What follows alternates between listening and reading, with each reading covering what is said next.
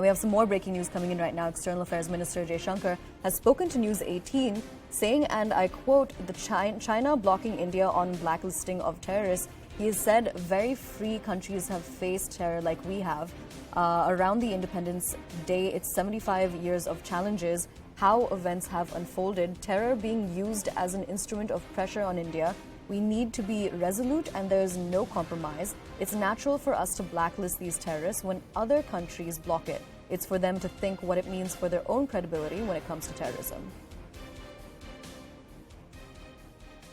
Everybody seems to be very perturbed by the developments between China and Taiwan and the activities in the Taiwan Strait and the diplomatic outreach that is happening. I'm sure China has contacted and so has Taiwan.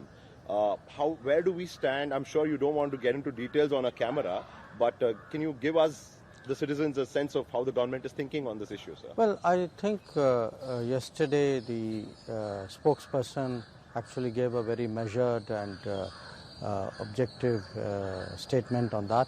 I would refer you to that. I don't want to add to it because I think what was conveyed was something which was very carefully thought through. Well, measured for sure, sir. I did follow those words.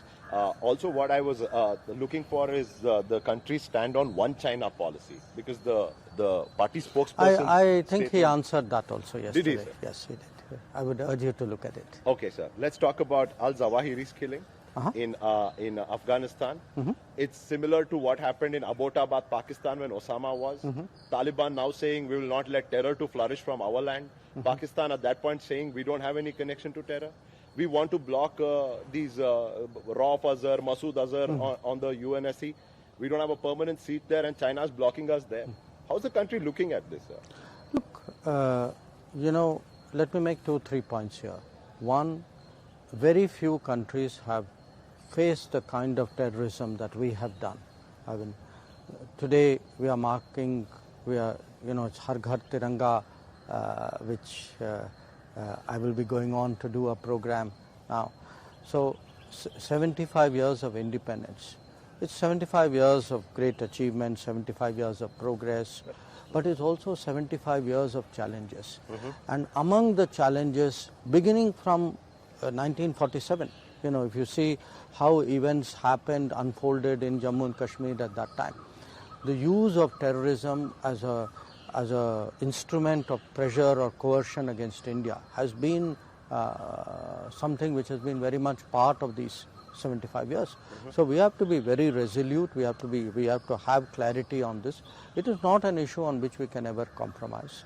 So what for us to press for a sanctioning listing of notorious terrorists, people who have not hidden what they have done, is absolutely natural.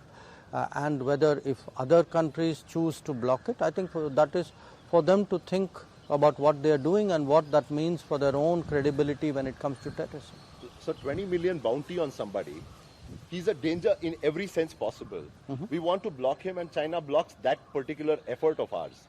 So there seems to be a flawed policy at the UN level, sir.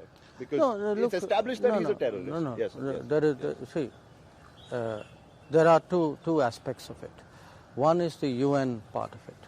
Where the UN is concerned, if there are shortcomings on the UN, the main shortcoming is the UN is a body which was devised in the 1940s, reflecting the power structure of the world at that point of time.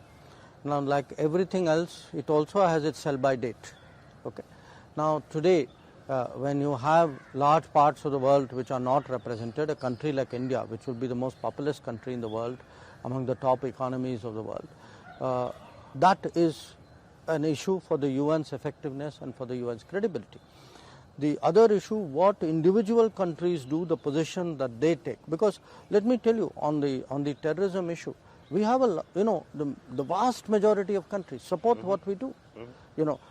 Today the pain of terrorism is felt across the world. So there would be very few countries which would take a kind of a political view of what is actually an action in common good for global security. You said sell by date. You said power structure. The power structure, if we go by UNSC standings, sir, we see those 5 countries. In fact, we have a pretty decent relation with Russia. We call US our friends. UK isn't bad either. France seems to be on our side. Only China is out. What is stopping us if our sell-by date and our date has started, sir? UNSC permanent seat. And No, would that help in these blacklisting No. Look, the UN, the reform of the UN is something which the UN membership has to debate and agree upon. It is not something which one country can push and get through. So that process of persuading and negotiating and getting change, that has been underway. It's not such an easy issue that will happen, because it does matter to a lot of countries, understandably, who is in the Permanent Security Council, permanent member secretary, or in fact who are the non-permanent members, how many there should be, which region there should be. These are debates, they will take time. Sir, I'm sure you have a busy day lined up. Yes. Two more questions and I'll let you go, sir. Kabul mission, technical or otherwise. Terror happening there, there is evidence of it. Are we in a state to set up a full-fledged mission in Kabul, sir? No, look, what we will do, we sent our diplomats, Indian diplomats, back to Kabul, really to ensure that the relationship which has been built up over many years continues to be maintained, because it's a relationship with the Afghan people, with the Afghan society. So naturally, when people go back there, as a ministry, as a government, we take suitable precautions, and we do our best to take care of whatever the environment, in a sense, suggests.